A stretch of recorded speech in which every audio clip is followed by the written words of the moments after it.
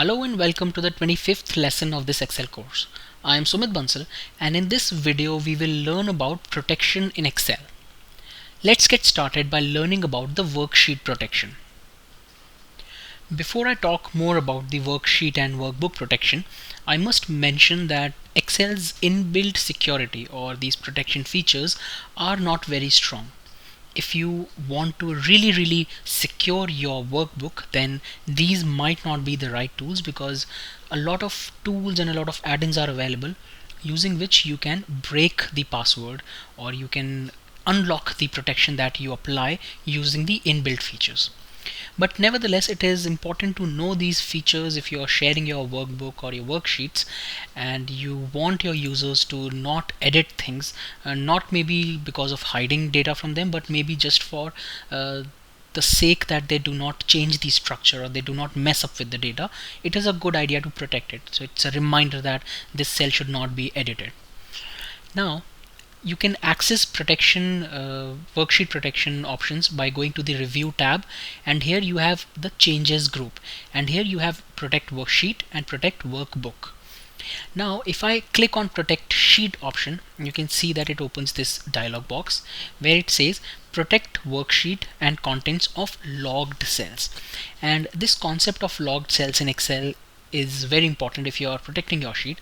By default, all the cells in Excel are logged, which means that if I click OK here without any password, so for example I can give a password here, but I would leave it out. But if you want to, you can try it, give something as a password, and next time you want to edit anything, it would prompt for the password. I would leave it out, and this says that the user, if the worksheet is protected, the user can do these following things.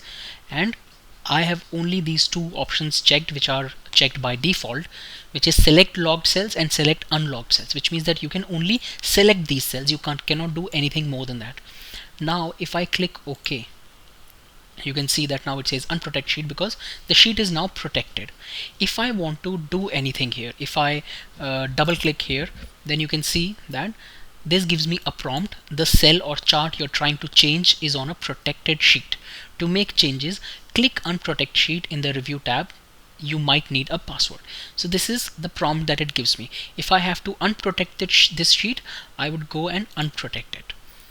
Even if you apply a password, so for example here, let me give my name as the password, and now when I click OK, it asks me to re-enter it again. I type the password here, and now if I have to do anything, if I double click, it says unprotect. When I go and unprotect the sheet, it will ask for a password and I would have to type the password. Alright, something happened. I have not given the right password.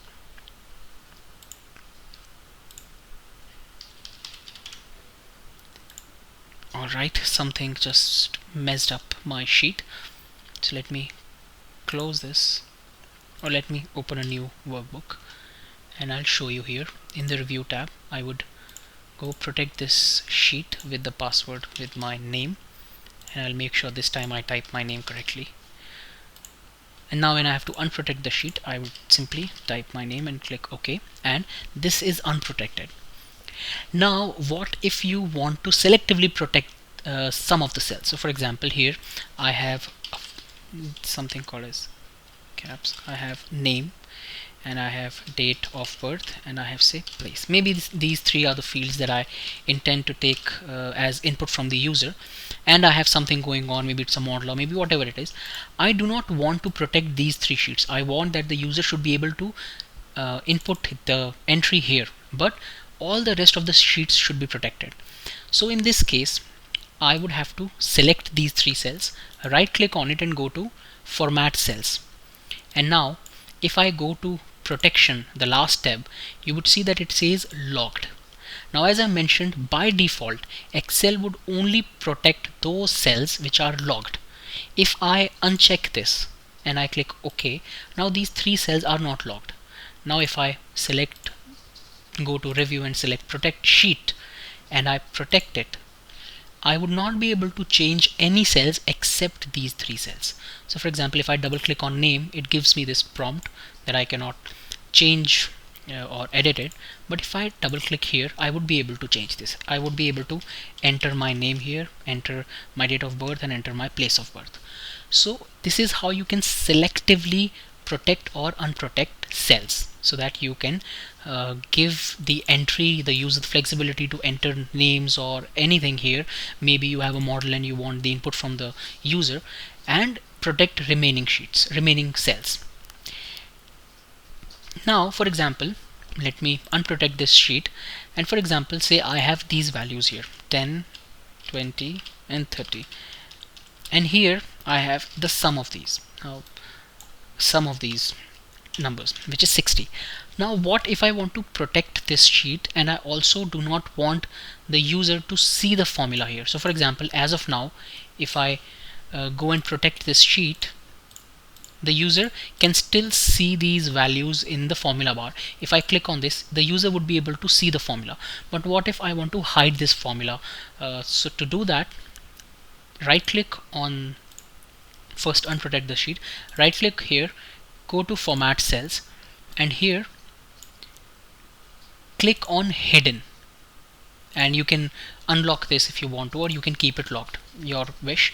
Now if I click on OK, and now if I go and protect sheet and click OK, if the user click on all these cells, the data is visible in formula bar. But if the user click here, the data is not available. He'll not be able to see the formula that I've applied in this cell. So this is how you can protect your worksheet, and you can also selectively protect cells, and if you want, you can hide the formula or the content of the cell to show up in the formula bar. Now let's see how we can use workbook protection.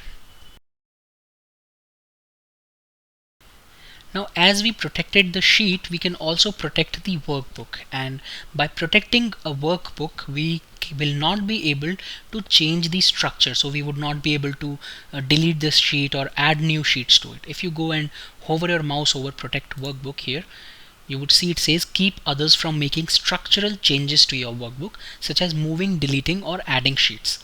So now if I click on protect workbook, it would open this protect structure in Windows dialog box, and here structure is already selected, which means that I'll not be able to change the structure, add or delete or move sheets. I can put a password here, but I'll skip this. I would press OK. Now this workbook is protected.